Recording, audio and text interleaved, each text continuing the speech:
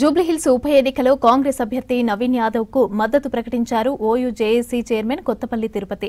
నవీన్ యాదవ్ జూబ్లీహిల్స్ లో అనేక సేవా కార్యక్రమాలు చేశారని, 1500 మంది విద్యార్థులకు డీఎస్సీ కోచింగ్ ఉచితంగా ఇప్పించారని తెలిపారు.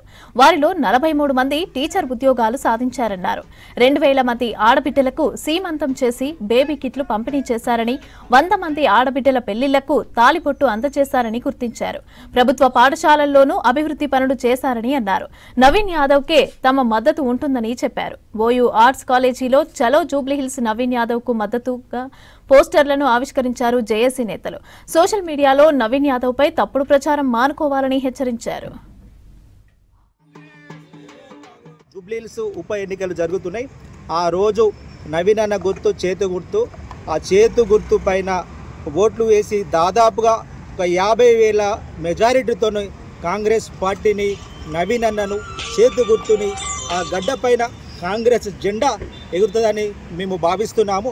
అదే పనంలో మేము ఆల్రెడీ జూబ్లీహిల్స్ కాన్స్టిట్యున్సీ వెళ్ళడం జరిగింది.